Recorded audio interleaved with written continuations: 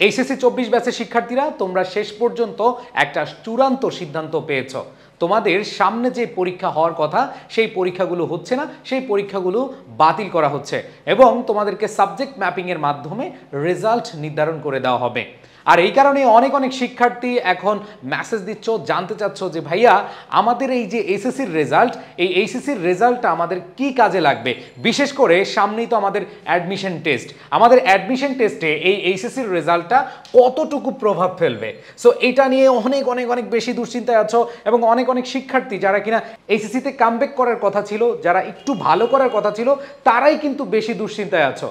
তোমরা টেনশন করবা না, কারণ হচ্ছে এইচএসসির রেজাল্টটা কতটুকু ইফেক্ট পড়ে সেটা তুমি এখনই বুঝতে পারবা। সো একটু মনোযোগ দিবা, আমি অল্প 2-1 মিনিট সময় নিব তোমাদের কাছ থেকে, তোমরা পুরো বিষয়টা ক্লিয়ার হয়ে যাবা। দেখো, আমি একবার শুরুতেই তোমাদেরকে একটু দেখাতে চাই ঢাকা বিশ্ববিদ্যালয়ের গত বছরের সার্কুলারটি।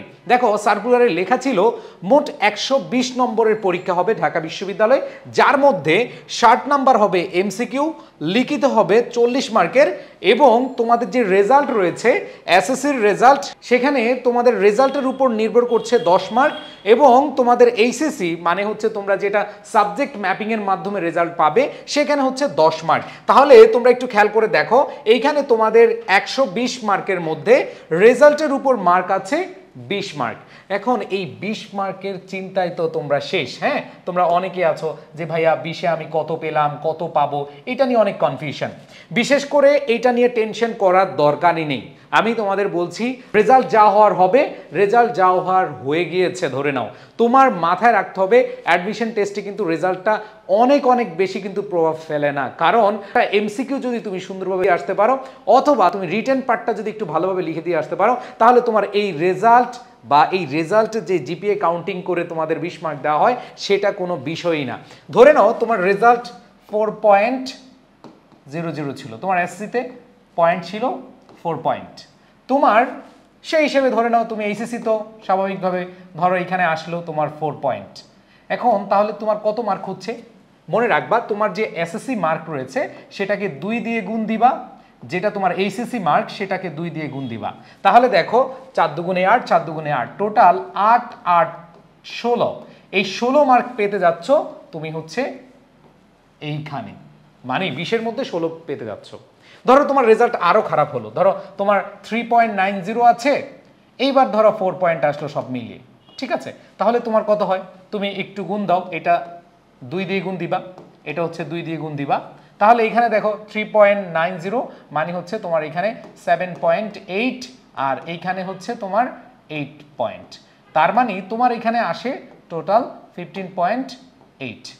আচ্ছা, এখানে আমি একটু বলে নেই, আমি সর্বনিম্ন রেজাল্ট যদি ধরি, ধরো তোমার এই জায়গায় পয়েন্ট আছে 3.5, 3.5, তাও কিন্তু তোমার এখানে 14 মার্ক কিন্তু পেয়ে যাচ্ছ। দেখো, সর্বোচ্চ যদি তোমার খারাপ হয়, একেবারে খুবই খারাপ করেছ, সেখানেও তুমি দেখতে পাও যে তোমার 6 মার্কের বেশি কিন্তু কমছে না। আর এই 6 মার্ক যদি কমে যায় তাহলে তুমি কিভাবে উঠাবে?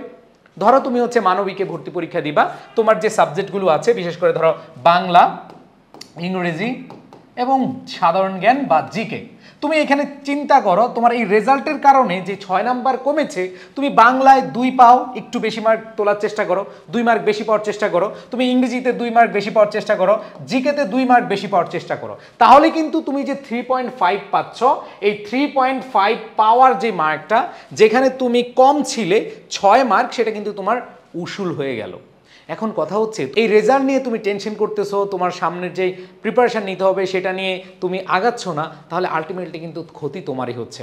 অনেকে বলে ভাইয়া আমাদের ভবিষ্যতের রেজাল্টটা আসলে কাউন্ট করবে কিনা আমাদের জব বা ক্যারিয়ারে। দেখো, এইখানে এসএসসি এবং এইচএসসির রেজাল্টটা ইউনিভার্সিটি অ্যাডমিশনের যে পয়েন্ট, সেই পয়েন্টে একটু বেশি কাজে লাগে, এরপরে কিন্তু এত বেশি ইফেক্ট পড়ে না। সো আমি তোমাদেরকে যে বিষয়টা বলতে চাচ্ছি সেটা হচ্ছে, তোমরা একটা জায়গায় স্থির থাকো যে তোমার এই 20 মার্কের মধ্যে জিপিএ মার্ক যেটা এখানে 10, এখানে 10, এই 10 মার্কের মধ্যে সর্বোচ্চ যদি কমে তাহলে 5 থেকে 6 কমবে, বাদ দাও না, এইসব বাদ দিয়ে তুমি এখন যে কাজটা করো এটা নিয়ে টেনশন না করে তুমি অ্যাডমিশনে তোমার কামব্যাক করার গল্পটাকে শানিত করো।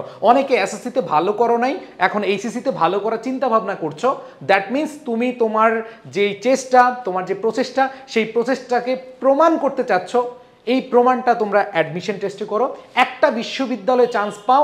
আশা রাখি এই কামব্যাকের গল্পটা তোমার সকল কামব্যাকের গল্পকে হার মানাবে। মনে রাখবে, প্রত্যেকটা ব্যর্থতা সফলতার গল্পটাকে আরো মসৃণ করে।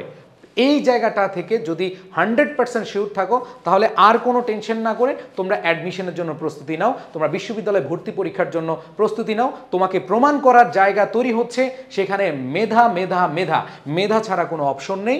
সো এই সামনে যে সময়টা আছে সেই সময়টুকুতে তোমরা খুবই খুবই ভালোভাবে কাজে লাগাবে, এটাই হচ্ছে আমার কথা।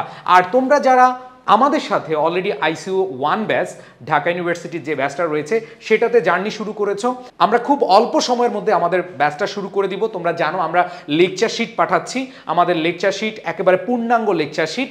আমরা যা পড়াবো সেগুলি হচ্ছে প্রিন্টেড ভার্সনে তোমাদেরকে দিচ্ছি, এবং সেই লেকচার শিটে সবগুলো লেকচার যা যা পড়াচ্ছি সব থাকবে এবং প্র্যাকটিস থাকবে। এবং লেকচার শিটের বাইরে আমরা ডিউ টার্গেট বুক দিব, যেটা তোমরা বাসায় নিজেই পূরণ করবা। তোমাদেরকে আমরা হচ্ছে একটা কোর্স প্ল্যান দিব, যেই কোর্স প্ল্যানটা তুমি মাথায় রেখে সামনের সময়গুলো আগাবে এবং সেখানে ভালো একটা প্রস্তুতি নিবে।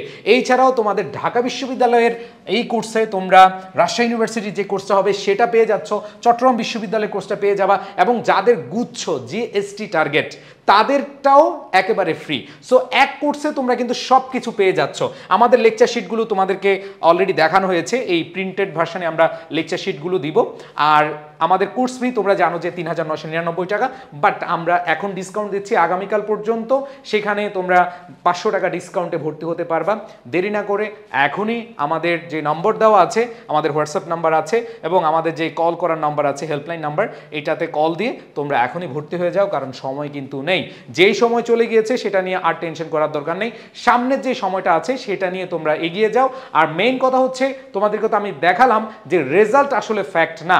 তুমি 4 থেকে 5টা কোয়েশ্চেন যদি ভালো করে আনসার করে আসতে পারো, একটু বেশি সঠিক করে আসতে পারো, তাহলে কিন্তু তোমার এই রেজাল্টের সাথে যে A+ পেয়েছে, তোমার বন্ধু ধরো A+ পেয়েছে, অথবা তোমার বান্ধবী A+ পেয়েছে, তুমি পাওনি, তার সাথে সমান হয়ে যাবে নম্বরে।